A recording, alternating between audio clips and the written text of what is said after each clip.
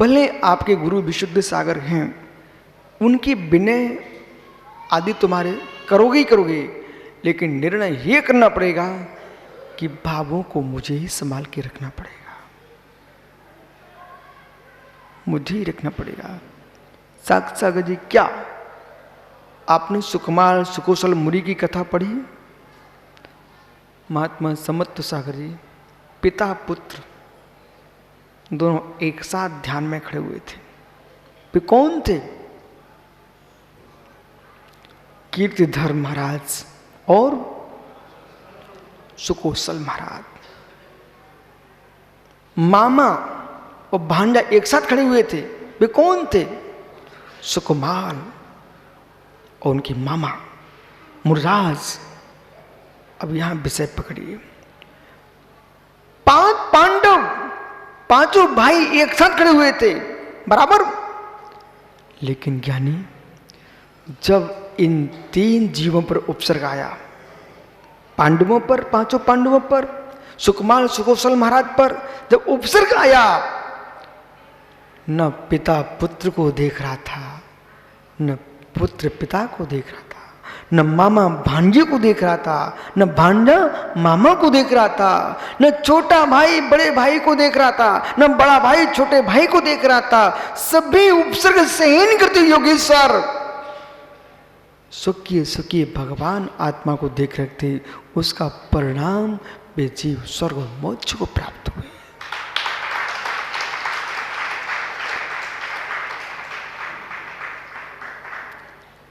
आलम्बन की एक सीमा है। क्या ज्ञानी भैया गया? आप किटकन्ना जानते क्या? किटकन्ना जानते हो? नहीं जानते? इस सभा में कोई है जो किटकन्ना जानता हो? बहुत बढ़िया। छोटू, सूरज भैया, किटकन्ना क्या होता है?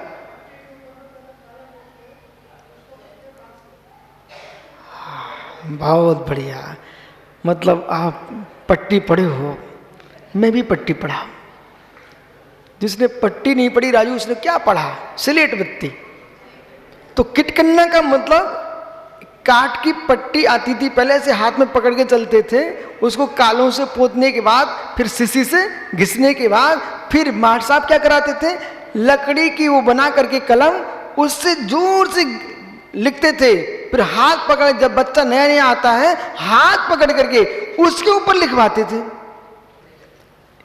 और यदि श्रावक ने एक जगह में गया, उसने कोशिश करके, मैं समझ गया कि नहीं है ये शुद्ध आहार, उन्होंने जबरदस्ती घेर लिया, जाने नहीं दिया। देविन पहले गिलास में इतना लंबा बाल, फिर रो के कहते बोले, महाराज जी गलती हमारी है, हमने यहाँ बनाया ही नहीं था। जब अंतरा करा लिया, फिर कह रहे गुरुजी हमने जबरदस्ती की, हमने, कोई बात नहीं है, कर्म कह रहा था हम तुमको अशुद्ध आहार नहीं देने देंगे। उस कर्म को धन्यवाद हो जिसने स्थापित दोष डाल दिया। विराजो, समझ गए भैया? ओहो हो, समाधि। आश्रय कब तक? जब तक शिशु है। परमेष्टि का आश्रय लेके ध्यान करना, किट करना। विषय समझो, परमेष्टि का आश्रय लेके ध्यान करना, किट करना, और निज आत्मा का आश्रय लेके ध्यान करना, ये पढ़ा लिखा छात्र, और उसको किट करना की आवश्यकता नहीं है। अभी संजय सागर है, बोलते बोले प्रवचन तैयार कैसे करें? अरे मित्र, तैयार की जरूरत नहीं है, तैयार रहो इस बात पर। अब देखो मैं कहां किट करना कब पढ़ा था, अभी याद करो। पहली क्लास जब आते हैं, आपकी भाषा में KG 1 KG 2 ऐसा बोलती हो ना, लेकिन जब पार्टी पड़ी थी तो पार्टी आज प्रवचन बन के आ गई कि नहीं? किट करना। ऐसे यानी आलम्बन प्रारंभ के लिए, निष्णात के लिए आलम्बन नहीं, निष्णात स्वयं अपने आप में। यानी टार ट्यूब लेकर के नदी में कौन कूदता है? ट्यूब लेकर के नदी में कौन तैरता है? आसी ट्यूब लेकर नदी में कौन तैरता है? पारस और निखिल मुमुक्षु। जिसको अच्छे से तैरना नहीं आता है, से उसको ट्यूब लेके गिरना चलना पड़ता है, उसको मटकी लेके चलना पड़ता है, तुमा लेके चलना पड़ता है। और जो मित्र जबलपुर के भेड़ा घाट पर ऊपर चढ़ करके बच्चे नर्मदा में कूदते हैं, एक ट्यूब टायर लेके नहीं कूदते और नीचे चले जाते हैं और नीचे पड़े सिक्कों को उठा करके लेके आते हैं। कहां पर? बोला देखा जबलपुर की भेड़ा घाट में, वहां पर शांतिनाथ भगवान विराजमान है, वहां पर वो कूदते हैं और किसी ने 1 रुपए का सिक्का डाल दिया, वो नीचे चला गया, उस सिक्के को उठा लाते हैं। जैसे यानी निष्णात तैराकी लोग, डुबकी लेवाने गोताखोर नीचे जा करके सिक्का उठा लाते हैं, ऐसे बीता है कि दिगंबर योगीश्वर निज आत्म उदधि में समुद्र में डुबकी लगा करके रत्नात्रय आत्मानुभूति के सिक्के निकाल के लाते हैं। वे मित्र तैराकी है, डुबकी गोताखोर हैं। क्या आनंद सागर दी। अब ट्यूब लेके चलने के दिन बचे क्या? अब तो गोते लगाओ और मोती निकालो। ट्यूब लेके बे चले, नितिन हार्दिक जाए ट्यूब लेकर के, बोले भाई पीयूष जाए, बोले अभी घर से आए हूं शुभम, ट्यूब लेके जाओ बेटा। लेकिन जब तुम गोताखोर हो, कुछ नहीं, अब तो सांस रोको, अब नाक बंद करने की जरूरत नहीं है, स्वयं की नाक पकड़ने की जरूरत नहीं है, अब तो सांस रोको और नीचे डूबो। ऐसे मेरे मित्र विषय कसाय रोको और स्वानुभूति के रत्नों को निकालो, तब होगी समाधि। कैसे? ध्यान ध्यान में स्थित योगी जैसे भागहीन को कल का रतन नहीं मिलता। कहां समाधि भाई यशोधर सागर जी, भक्त भक्ताओं से फुर्सत नहीं है, वे क्या समाधि लगाएंगे बेटा? जिनकी सामायिक में ही लोग खड़े रहते हों, वहां भोले दोस्त तो लगेगा ही लगेगा। जो खड़े हैं उनको भी लगेगा, जो खड़े करें उनको भी लगेगा। इसलिए ध्यान की अनुभूति लेना चाहते हो तो एकाकी खड़े रहो, दूसरे को खड़ा करोगे तो सामायिक नहीं हो सकती, ध्यान कहाँ संभव है। इनकी दृष्टि से एक गाथा श्वेतांबर परंपरा से है। रूपातीत ध्यान करना, पिंडस पदस्थ रूपस रूपातीत, छद्मस्थ देह को ध्याना, पदस्थ का विषय केवली का द्वारा प्रतिपादित अर्थ का अनुचिंतन, रूपातीत ध्यान का विषय सिद्धत्व शुद्धात्मा। इस प्रकार से इनका ध्यान करने से जीव समाधि को प्राप्त होता है। पहले समधि चाहिए, फिर समाधि चाहिए यानी ध्यान, फिर होगी मरण समाधि। 3 समाधि चाहिए। सुना कुछ मैं क्या बोल रहा हूं? 3 समाधि चाहिए। जज साहब अखिलेश में 3 समाधि चाहिए। पहली जगत के प्राणी मां से पदात्मा समधि, समभाव समधि। फिर चाहिए स्वात्म लीनता समाधि यानी ध्यान। इस समाधि और समधि पूरक जो अंतिम संलेखना मरण होगा उसका नाम है समाधि मरण। अभी चाहे महावीरे अश्नित्य कुड़ाए झाड़म उड्ड त्रिलोय त्रियंचा पे मानुष माही पड़े। और तीर्थंकर भगवान की परमेश्वर ने अनेक आसनों से ध्यान की व्याख्या की। 84 आसनों से योगियों ने ध्यान किया है। कुक्कुटासन, वीरासन, वज्रासन, पद्मासन, मित्र अर्ध प्रवासन, सिद्धासन, ये सारे आसनों से और गोद्वासन। भगवान झाड़ू में महावीर आश्रत्य कुकड़ा कुरकुट उकड़ू बैठ करके, कुरकुट के आसन के बैठ करके भगवान ने स्तो करके ध्यान करते हुए, कैसे?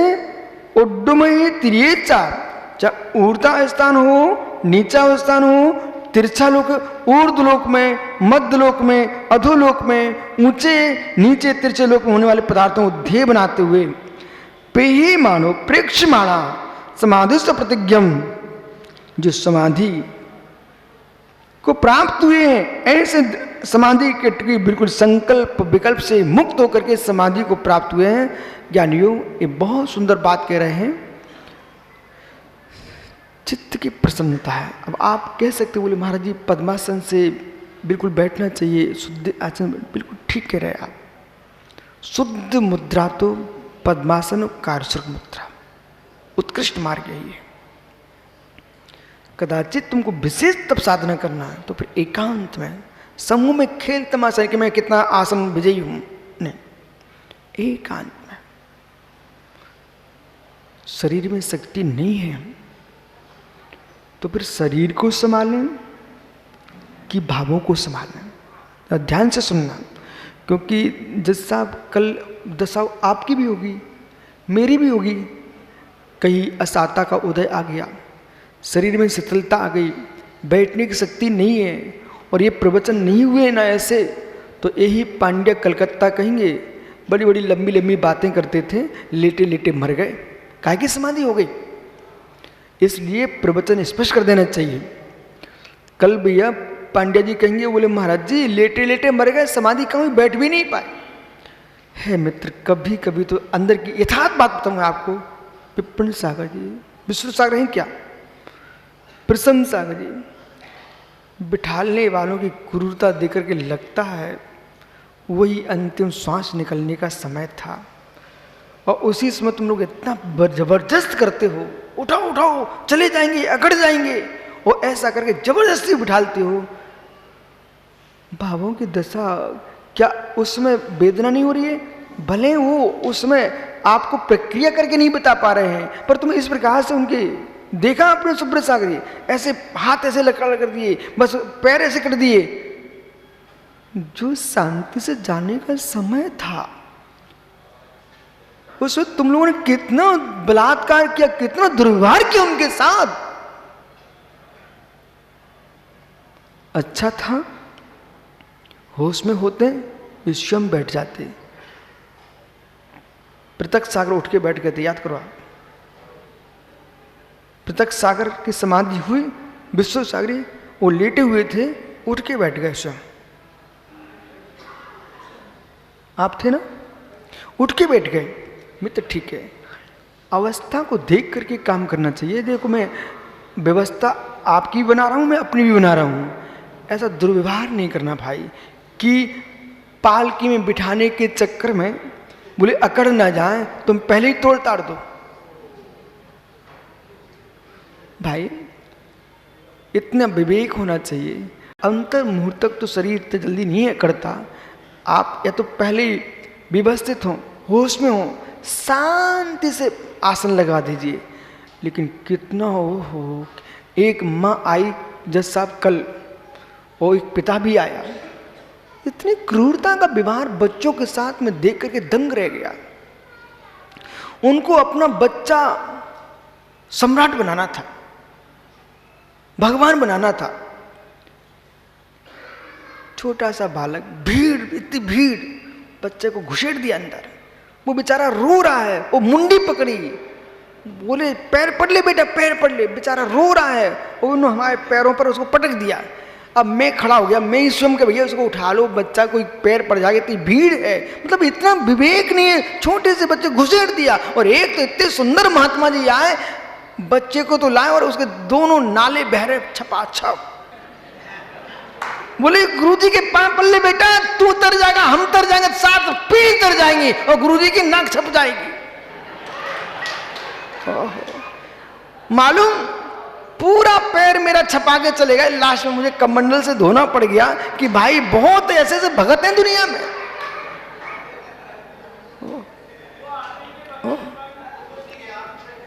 मित्र तो कम से कम इतना तो विवेक रखो कि बच्चे के लग ना जाए, गिर। वो नाक की चिंता मत करो, मुझे तो इतनी गिलानी मुझे नहीं आ रही है, लेकिन आप कम से कम उसको ये तो देखो बेचारे की नाक ना टूट जाए, रगड़ रहे। तो जैसे वो मां वो पिता बच्चे को रगड़ते हैं। ऐसी वृद्ध अवस्था में समाधि के काल में ये महात्मा लोग क्या दुर्दशा करते हो जबरदस्ती टेढ़े हो रहे हैं, सीधे कर दो, अब हाथ सीधे कर दो, पैर सीधे कर दो। तो ना दया तो करो भैया, शांति से प्राण निकल जाए, फिर तुम्हें जो कुछ करने से करते रही हो। इन आग लगा दी हो तुम तो लगाओ ही ना, लेकिन अबे तो शांति से निकल जाने दो।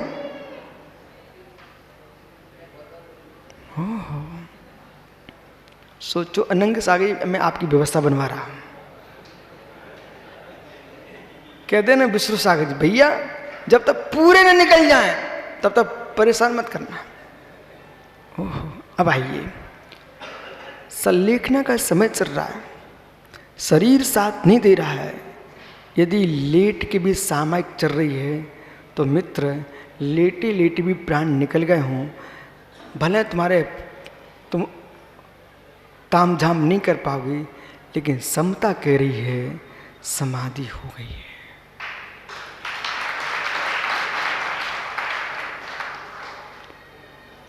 कुकड़ासन बैठे हुए थे, कुकरू बैठे हुए थे, पर भावों को पवित्र किए थे।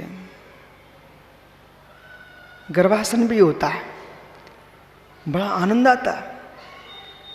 बच्चे रहते ना ऐसे गर्भ में ऐसे ऐसे बैठे रहते हैं, ठीक है ना, नीचे मुंडी करें, ऐसे ध्यान करो, ऐसे आकार बनाओ, ऐसे मुंडी नीचे करो, पूरे उकरू हो जाओ, बस फिर ध्यान कर रहे मुंडराज। ओह क्या आनंद है। इसका मतलब ऐसी नाटक नहीं, क्योंकि पूरी संभावना रहती है आपसे। यथार्थ में ध्यान करना। गोदुहासन, जैसे गाय दोहता ना किसान, ऐसे बैठ गए, उसमें मालूम क्यों, ब्रह्मचर्य की रक्षा और शरीर की सुदृढ़ता, पूर्ण स्थिर हो गए गोदुहासन में। वज्रासन, वीरासन और मित्र पद्मासन, अनेक आसनों से बैठ करके योगेश्वर ध्यान करते हैं। भगवान महावीर स्वामी ने भी अनेक आसनों से ध्यान किया, लेकिन उत्कृष्ट आसन कारोसर्ग और पद्मासन। ज्ञानियों, इन आसनों से बैठ करके ध्यान करो, पर संक्लेशता मत करो। आपका समय हो गया, कल फिर आओगे, पर तो पुनः चर्चा करूंगा। ये ध्यान के बारे में भी आपको बहुत चर्चा करना है। आत्मा स्वभाव परिभाव भिन्नम, आत्मा स्वभाव परिभाव, आत्मा का स्वभाव परिवर्तन महावीर स्वामी की